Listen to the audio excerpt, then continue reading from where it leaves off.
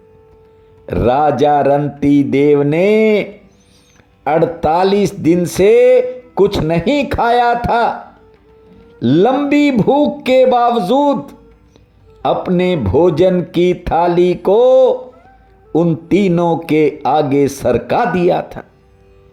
दूसरों पर दया करना, इससे बड़ा कोई धर्म हो ही नहीं सकता। सत्य सबसे बड़ा धर्म है, झूठ सबसे बड़ा पाप है। जैसे हाथी के पैर से बड़ा किसी भी जीव का पैर नहीं होता, ठीक वैसे ही झूठ बोलने से बड़ा भी कोई पाप नहीं हो सकता। सत्य, दया। अब तीसरा सुनिए, दान।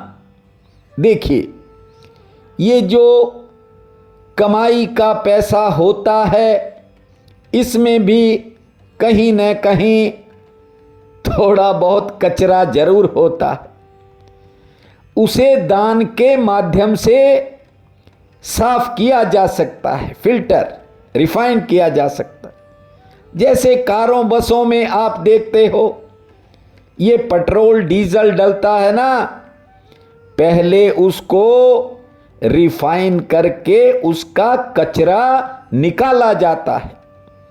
अन्य ये जो सभी तरह के तेल हैं, चाहे तिल का हो या सरसों का, उन्हें निकालने के बाद फिल्टर लगाकर रिफाइन किया जाता है। ठीक वैसे ही शास्त्रों ने कमाई को रिफाइन करने के लिए दान की परंपरा बताई है। कमाई में से कुछ हिस्सा पुण्य में लगाना चाहिए। आपकी संतानें कभी दुख नहीं पाएंगी। दान गृहस्थ का परम धर्म भी है और कर्म भी है।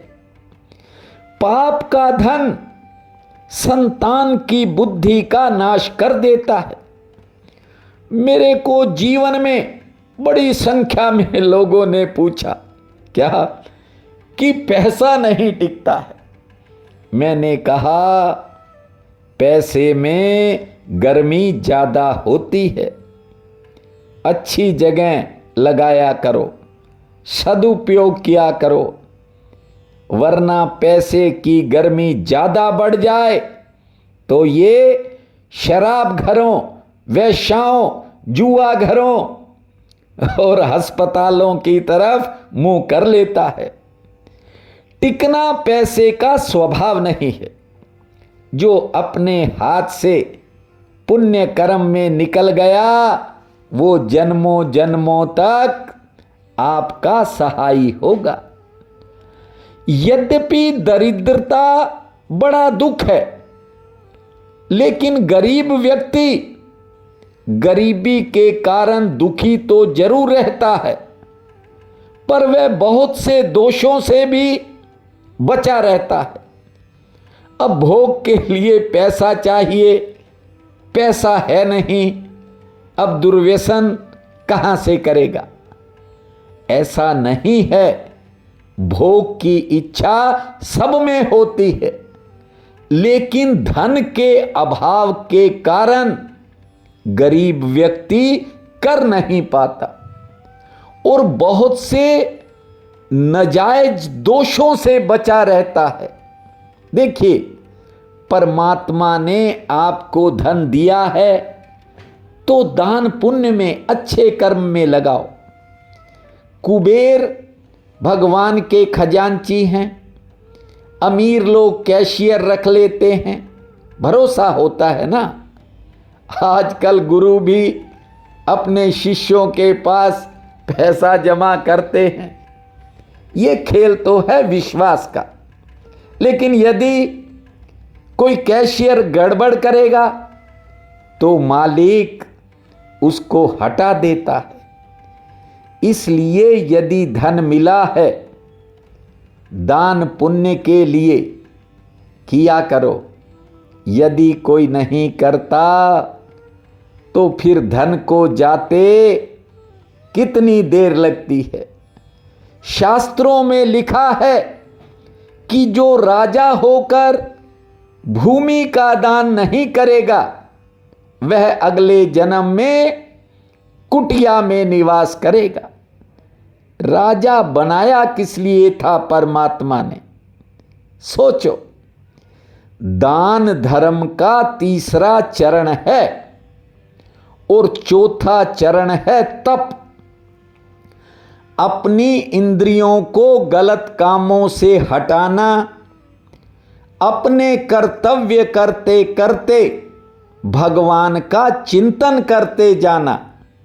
सत्य, दया, दान और तप, ये धर्म के 4 चरण हैं। आपको विस्तार से बताया है। जो इन 4 सूत्रों को अपने जीवन में उतार लेगा, श्रीमद् भागवत कथा कहती है, उसे और कुछ करने की जरूरत ही नहीं पड़ेगी। ध्यान दीजिए, कर्म के कारण ही जीव का जन्म होता है और कर्म के कारण ही जीव की मृत्यु होती है। कर्म ही धर्म है, कर्म ही गुरु है, कर्म ही ईश्वर है। स्वयं भगवान श्री कृष्ण कहते हैं कि कर्म ही तुम्हारा गुरु है और कर्म ही परमात्मा है। और श्रीमद् भागवत कथा कहती है कि यदि तुम्हारे कर्म अच्छे हैं तो गुरु और गोविंद दोनों आपके सहायक हो जाएंगे। और आगे की कथा आपको कल सुनाएंगे। गोविंद मेरो है, गोपाल मेरो है।